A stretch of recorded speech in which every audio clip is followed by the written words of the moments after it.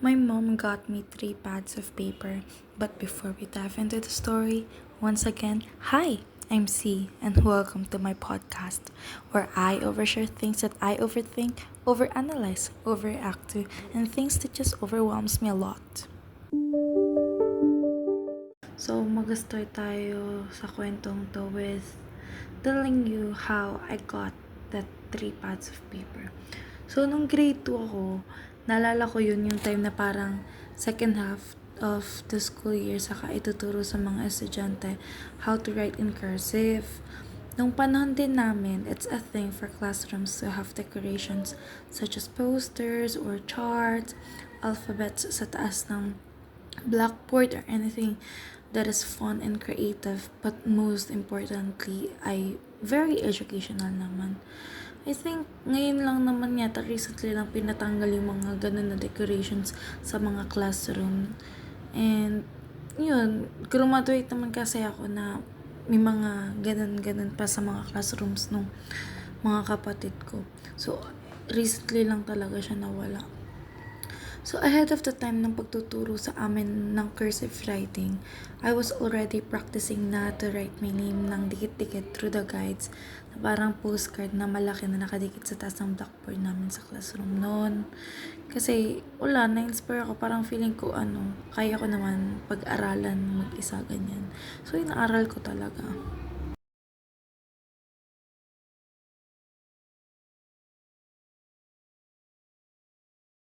Nung grade 2 din ako, aware na ako na mahirap kami at may mga issue na sa bahay na nung murang edad ko nun, di ko pa naintindihan.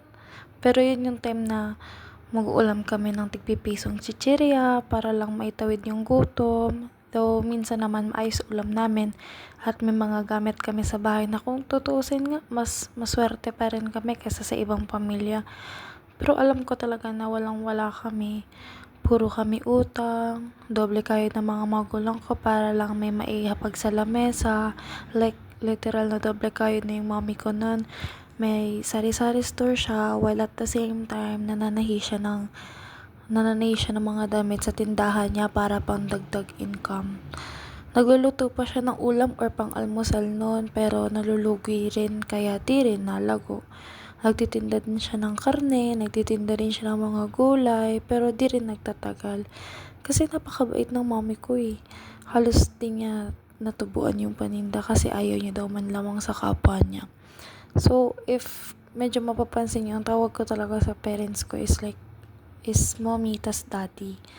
Kasi ang dahilan nun ay, ang tawag namin sa lolo at lola ay mama at papa. Nag-post nun si ate kasi siya yung pinakamatanda sa amin sa magpipinsan. And siguro para hindi na malito kung sino ang lolo at lola, kung anong tawag ng parents namin, doon nga sa grandparents namin, kinaya niya na. Tas iba na lang yung tinawag nun sa mga magulang namin. Ganun. Yung ate na tinutukoy ko ay kapatid ko. Siya yung pinakamatanda sa aming lahat, including yung mga pinsan ko. So, siya yung parang pinakapasimuno ng pagtawag sa mga tito, mga lolo't lola.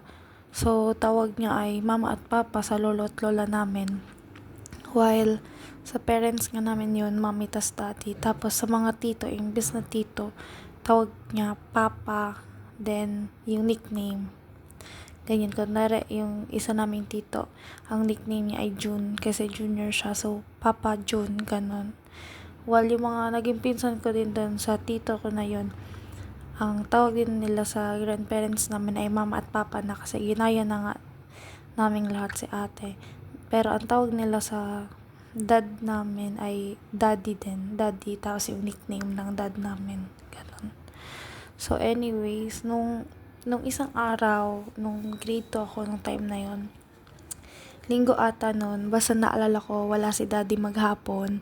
Si ate, nang imbita siya ng mga high school friends niya sa bahay. Tapos, nag-iyo-iyo sila ng mais nun. Tapos, ang iniihawan nila is yung sinasaingan talaga namin. Nakalimutan ko yung tawag dun. Basta siya, yung nilalagyan pa ng kahoy. Or minsan uling. Or minsan, yung kahoy na na nakalimutan ko yung tawag doon, yung 'pag nagtitis-tis tapos yung parang hindi naman siya powderize, basta from kahoy siya, tapos mas malambot. Nakalimutan ko talaga yung tawag dun, pero minsan yun yung nilalagay dun para makapagluto. Kasi wala kaming stove, wala din kaming gas. So, dun kami nagluluto, papaapoy pa talaga kami. So, dun sila nag-ihaw-ihaw ng mais ng mga friends niya. Tapos si mami, gabi na siya nakauwi nung araw na yun, galing sa palengke. Ako naman, galing ako sa kalsada, nakipaglaro, tapos tinawag lang, galing sa paglalaro. Kasi nga, yun nga, lakotsera talaga ako ever since nung bata ako. Ngayon lang yata ako nung nagdalaga na hindi na halos lumalabas. Nung tinawag na ako, pinaupo ako noon ni mami sa may foam namin. Yung foam na yun yung higaan namin, tapos nililigpit lang pag kagising sa umaga. Tas minsan nakatupi lang siya sa gilid, doon din kami umuupo kasi meron naman kaming sofa. Yung sofa namin nun is made of bamboo.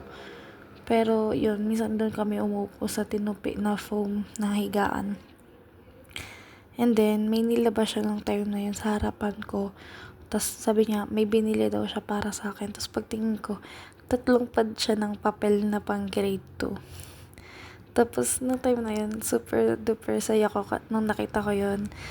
Tapos, hinawak-hawakan ko pa siya ng 2 kamay ko. Tapos, tinignan ko din yung likod. Yung tipo, as in, inspect ko talaga. Yung feeling na tuwang-tuwa talaga ako. Tapos, tinitingnan ko siya, yung every side, ganyan tinitingnan ko. Tapos, sinahawakan ko yung kapal niya. Kasi, 3 pads of paper yung binigay sa akin ni mami. Ang kapal-kapal ng papel ko, no. Tapos feeling ko nun kahit kaunti, nakaangat-angat kami sa buhay, ganyan. Kasi I think naman naka-experience ako magkaroon ng pad paper even before that day. Lalo na kasi pagpasokan, nabibila naman talaga ako ng isang pad ng papel. Pero yung 3 pad at the same day na ibibigay sa akin ng mami ko, like, first time yun nangyari, and grade 2 ako noon, at yun na yun, like last na din yun na nangyari, never na ulit yun nangyari sa buhay ko hanggang sa nakagraduate ako ng college. Sobrang saya ko talaga noon. Tas si mami, nangingiti talaga siya sa akin.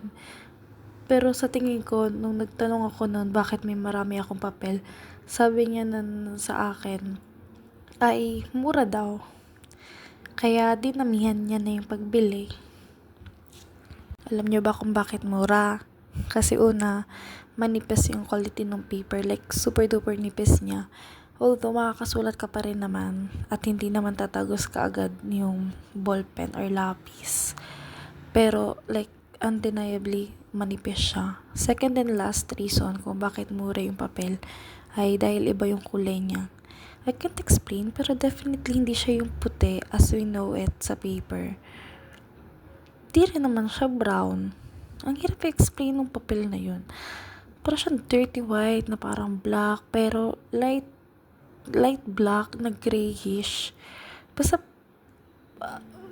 ang hirap talaga yun. Hindi siya yung common na papel. Pero kita pa rin naman yung blue and red lines ng papel at makakasulat ka pa rin naman. Pag nagsulat ka, kita naman yung naisulat mo, ganun. Visible naman siya. Sadyang madumi yung kulay ng papel. Yun na lang yung sabihin natin, madumi yung kulay ng papel. And to the point na the entirety na ginamit ko siya nung taon na yun, may identify na talaga na hindi pa tinitingnan yung name sa taas nung papel. Alam na nila na akin yun kasi ako lang yung kakaiba yung kulay ng papel. Pero alam nyo, 3 pads of paper yung meron ako, kaya masaya pa rin ako. Madalas kasi sa tingi-tingi kami bumibili ng papel, yung mga halagang piso o 5 piso ang papel, ganyan. Kaya wala nang arte-arte, nagsulat agad ako sa papel na yun. Pinapractice ko ulit yung cursive writing ko at pinanood ako ng mami ko mag-practice na isulat ko yung pangalan ko in cursive sa bago kong papel. Alam nyo, nung time na yun, kita ko na proud siya sa akin, na masaya siya sa ginagawa niya para sa akin. After months, nung sa school tinuruan na kami na magsulat ng cursive, na-discover ko na all along, mali pala yung pagsusulat ko ng letter D. And whenever I think of writing cursive and may big letter D, kasi yung last name ko, letter D siya, nag-start. Yung memories ko of that day na nagsulat ako ng maraming beses ng pangalan ko sa bagong papel na binili ng mami ko, yun yung pinaka naaalala ko. How repeatedly I would write my name dun sa first page of paper, dun sa 3 pads of paper na yun na natanggap ko. So ayun, at a very young age, sabi kasi ng mga kamag-anak namin, ako daw yung klase ng bata na bili mo ko nito, bili mo ko niyan. Yung one day millionaire type of mindset daw kami, na mga bata na parang pinalaki daw kami ng mga magulang namin na maging ganun. Pero alam niyo yun ano talaga tayo, may mga relatives talaga tayo na grabe mang judge sa atin. Pero alam niyo, bata pa lang kami, aware na ako na mahirap lang kami. Kaya naman yun yung buhay na tinuruan kami na magpasalamat sa lahat ng meron kami ngayon. Like, sobrang sentimental pa rin ako sa araw na yun kasi kita ko talaga yung tuwa kay mami na mabilhan niya ako ng maraming papel na masaya siya na mag-provide sa amin kahit na sobrang hirap ng buhay na minsan nakakalimutan niya na yung sarili niya. Isa din yun sa mga dahilan kung bakit talaga nagsumikap akong makatapos at maging masaya sa maliliit na bagay. Ngayon, alam ko, nagsisimula pa lang ulit ako. 1 taon na simula nung nakapagtapos ako, di pa ako gaano kumikita at marami na ang gastusin. Pero alam ko, habang baon ko yung mga natutunan ko nung bata ako at mga natututunan ko sa mga nakalipas na panahon, kakayanin ko yung mga pagsubok na pwedeng duman sa buhay ko. To be honest, nalayuan ako ng pagsubok, ayaw ko sa kanya. Pagod na din ako. Pero life is like that. Kahit na this year alone, 2024, twice na ako nag-relapse, pero dito pa rin ako. Kaya yan. Laban lang. Anyway, if you reach this far, don't forget to follow me on Spotify and also subscribe on my Wiki account and also